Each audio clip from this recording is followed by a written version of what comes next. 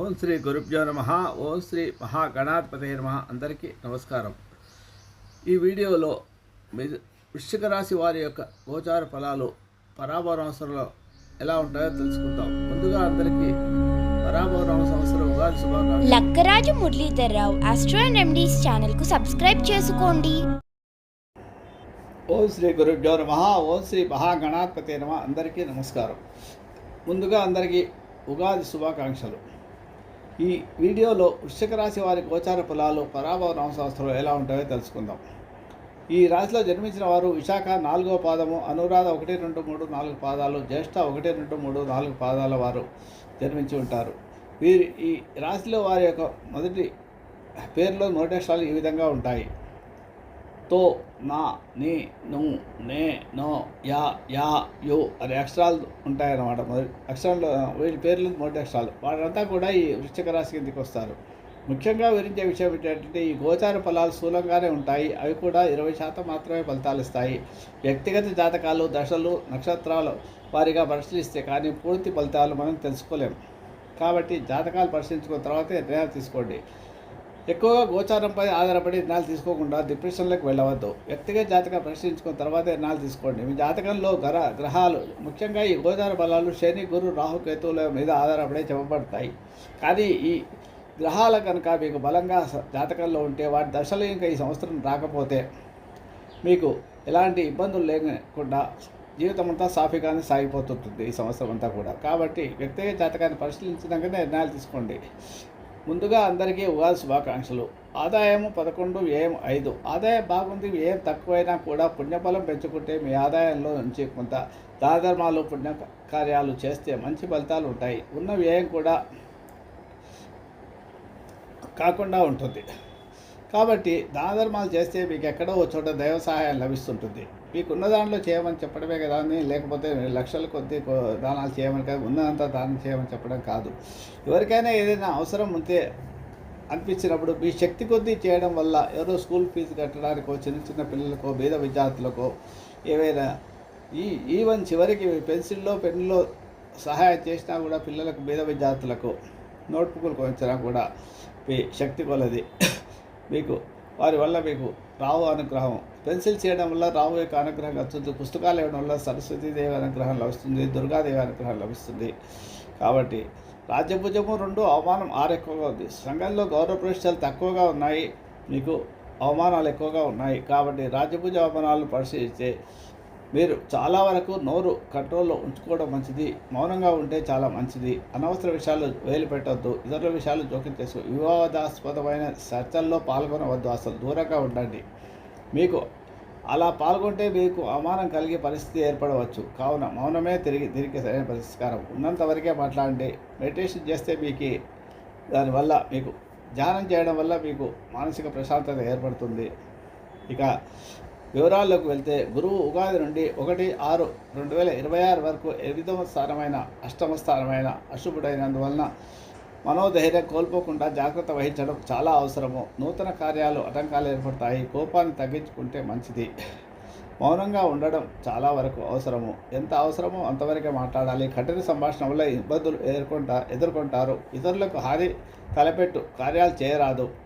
గురు భగవానుడు 2/6/2026 నుంచి 30/10/2026 వరకు మరియు 25 జనవరి 2027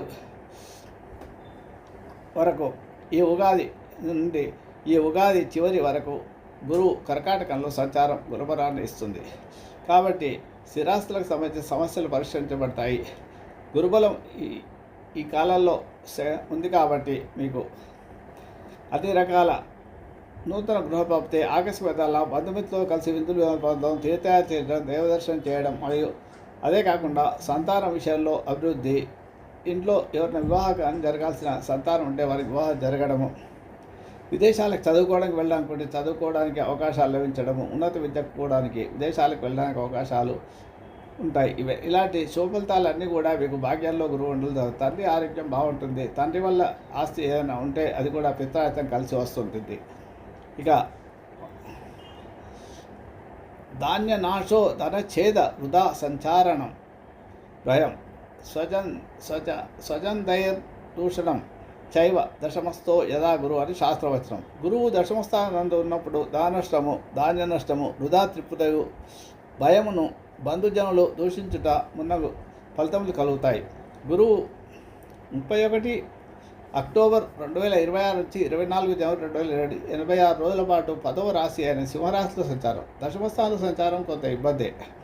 సాధారణ శుభుడైనందువలన కుటుంబ పరిస్థితులు సంతృప్తికరంగానే ఉంటాయి. కానీ ఎందుకంటే దశమస్థానంలో ఉండి చతుర్థాన్ని చూస్తాడు. చతుర్థం అంటే కుటుంబము, సౌఖ్యము.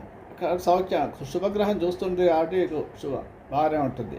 కానీ ఆకస్మిక ధననష్టం కలిగే అవకాశాలు ఎక్కువగా ఉంటాయి. వ్యర్థ ప్రయాణాలు ఎక్కువ చేస్తారు. బంధుమిత్రులతో కలహించుకునే అవకాశాలు ఉంటాయి. కాబట్టి ఎక్కువ మాట్లాడకుండా ఉండడమే మంచిది. వాళ్ళతో ఆర్గ్యుమెంట్స్ పెట్టుకోకపోవడం, చర్చలు చేయకపోవడం మంచిది. వృత్తి ఉద్యోగ రంగాల్లో సహనం వంచక తప్పదు. అధికారులతో చాలా జాగ్రత్తగా వ్యవహరించండి, లేకపోతే ఇబ్బందులు ఎదుర్కోవాల్సి వస్తుంది. ఉద్యోగం పోగొట్టుకోవాల్సి వస్తుంది. కాబట్టి అధికారులు ఏం చెప్పినా సరే అని చెప్పడం మీకు చేతనైనంత చేయండి, లేకుంటే చేయకుండా వినకుండండి. ఆర్గ్యుమెంట్ మాత్రం పెట్టుకోవద్దు. శని భగవానుడు మీకు ఇప్పటికే అవమానం ఎక్కువగా ఉంది కాబట్టి అవమానాలు జరిగే అవకాశం ఉంటాయి. కాబట్టి చాలా వరకు జాగ్రత్తగా ఉండడం మంచిది. శని భగవానుడు ఉగాది నుండి సంవత్సరాంత వరకు 5వ స్థానం అశుభుడైనందువలన ప్రయత్న కార్యాలు ఆటంకాలు ఏర్పడతాయి. బంధుమిత్రులతో విరోధం ఏర్పడే అవకాశాలు ఉంటాయి. స్త్రీల మూలకంగా శత్రుబాధలను అనుభవిస్తారు. ఏదో ఒక విషయం మనస్తాపానికి గురి చేస్తుంది. సంతాన విషయంలో ఇబ్బందులు ఉంటాయి. పిల్లల పట్ల ఎక్కువ మిక్కిలి పట్టుదల పైకి రాదు. పగ సాధింపు చర్యలు ప్రయత్నాన్ని వదిలివేయడం మంచిది. శని గాయత్రి ప్రతిరోజు జపం చేసుకుంటే మంచిది. అలాగే రాహు ఉగాది నుండి 5-12-26 వరకు 4వ స్థానం అశుభుడైనందువలన చంచలత్వం అధికమవుతుంది. గృహంలో మార్పులు కోరుకుంటారు. స్వల్ప అనారోగ్య కారణంతో నిస్సాంగా ఉంటారు. స్త్రీలతో తగాదాలు ఏర్పడే అవకాశాలు ఉంటాయి. ప్రయత్న కార్యాలు ఫలిస్తాయి. కొన్ని పనులు వాయిదా వేసుకోవాల్సి వస్తుంది. ప్రయాణాలు ఉంటాయి, ఎక్కువగా చేయాల్సి వస్తుంది. స్థిరాస్తులు కొనుగోలు అమ్మకాల విషయంలో మాత్రం జాగ్రత్తగా ఉండాలి, లేకపోతే నష్టపోయే అవకాశాలు ఎక్కువగా ఉంటాయి. తల్లి ఆరోగ్య విషయంలో కూడా జాగ్రత్తగా ఉండాలి. అనారోగ్య సమస్యలు ఉంటాయి. తొందరపాటు పనికి రాదు. తల్లికి సంబంధించిన దూరబంధువుల విషయంలో కూడా ఏదైనా విషాదాలు కర్మ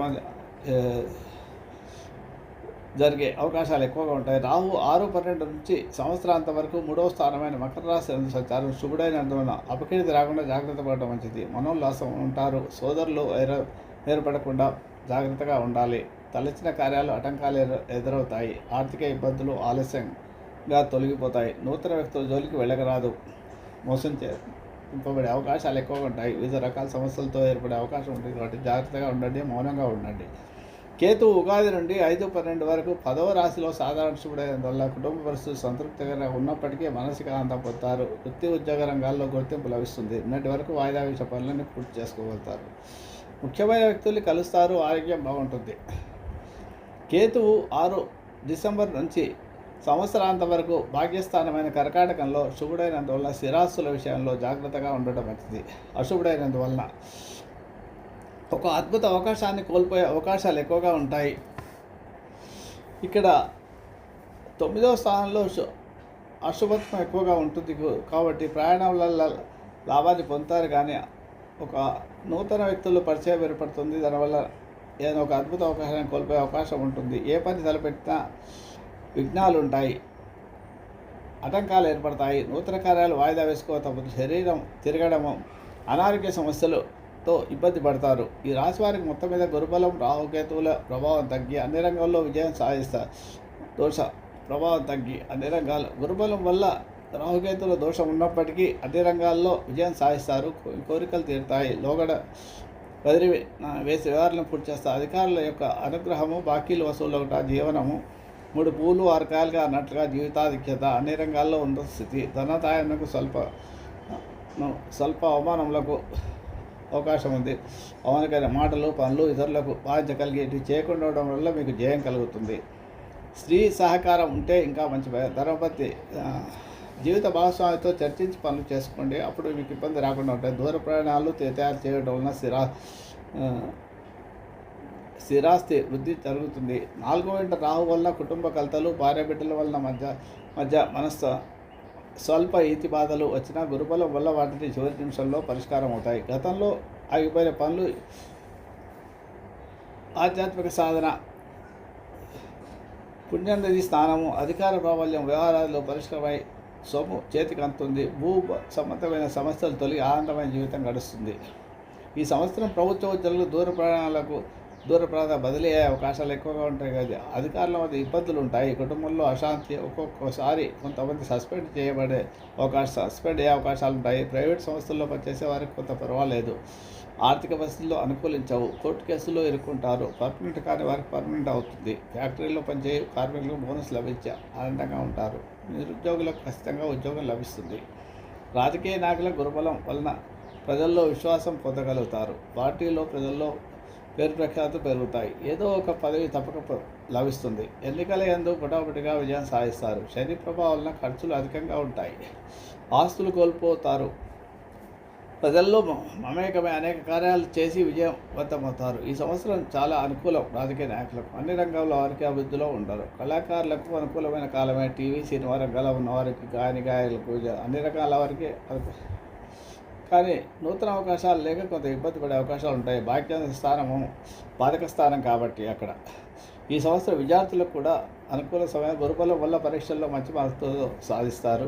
ఎంట్రన్స్ కాంపిటేటివ్ ఎగ్జామ్లో కూడా మంచి ర్యాంకులు పొందుతారు. ధనం మాత్రం విపరీతంగా ఖర్చు అవుతుంది. క్రీడాకారులకు మాత్రం కలిసి రాదు. త్రుటిలో విజయాలు తప్పిపోతాయి. విదేశాల్లో చదువుకోవాలనుకునే వారికి మాత్రం అనుకూలంగా ఉంటుంది. విదేశీ ప్రయాణాలు మాత్రం కలిసి వస్తాయి.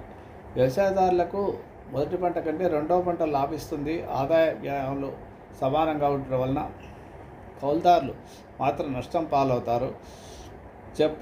చేపలు, రొయ్యలు, చెరువుల వారి మిశ్రమ ఫలితాలు ఉంటాయి. పౌల్ట్రీలకు లాభాలు ఉంటాయి. స్త్రీలకు బాగుందని చెప్పవచ్చు. మిశ్రమ ఫలితాలు ఉంటాయి. కొంతమందికి బాగుండి కొంతమందికి భావయోగంగా ఉంటుంది. గురుబలం వల్ల మీ మాట విలువ పెరుగుతుంది. విలువైన వస్తువులు ఉంటారు.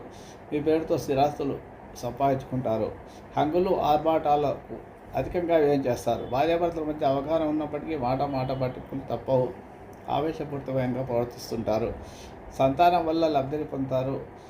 లంగల్లో మీ పేరు బాగుంటుంది. ఉద్యోగం చేసే స్త్రీలకు దూర ప్రాంతాలకు బదిలీలు, అధికారుల వల్ల ఇబ్బందులు, ఆరోగ్య భంగాలు ఉండే అవకాశాలు ఉన్నాయి. శస్త్రచికిత్సలు జరిగే అవకాశాలు ఉన్నాయి. గర్భిణీ స్త్రీలకు గురుబలం వల్ల ఫ్రీ డెలివరీ అవుతుంది. పుత్ర ప్రాప్తి, వివాహం కాని స్త్రీలకు ద్వితీయార్థంలో వివాహం జరిగే అవకాశాలు ఉన్నాయి. మొత్తం మీద ఈ రాశి వారికి గురుబలం రాహు వల్ల ఏర్పడే దోషాలు కొంత తగ్గుతాయి. అయినా కొన్ని వర్గంలో వారికి బాధలు తప్పవు. శుభ ఫలితాలతో ఈ సంవత్సరం గడుస్తుంది. వ్యక్తిగత జాతకాలను బట్టి ఫలితాలు ఉంటాయి. ఇక దైవ బలాన్ని, పుణ్యఫలాన్ని పెంచుకోవాలంటే తప్పకుండా కుబేరునితో దీపారాధన చేయండి. గణపతి ఆరాధన, ఓం కం ఐం గణపతి అనే మంత్రాన్ని జపం చేసుకోండి. రోజు 108 సార్లు. నెలకు ఒకసారి రుద్రాభిషేకం చేసుకోండి. ఓం నమ శివాయ జపం ప్రతిరోజు 108 సార్లు చేసుకుంటే మంచిది. ప్రతిరోజు ఓం నమ శివాయ మంత్రాన్ని 105 సార్లు జపం. దుర్గా సప్తశికి పారాయణం చేసుకోండి. శుభమస్తు. మీకు నా వీడియో కనుక నచ్చితే లైక్ చేయండి, షేర్ చేయండి. ఈ వీడియో కింద ఉన్న బెల్ ఐకాన్ను క్లిక్ చేయడం ద్వారా నా ఛానల్ను సబ్స్క్రైబ్ చేసుకోండి. దీనివల్ల మీకు నా వీడియోలు అందుబాటులో ఉంటాయి. Thank you.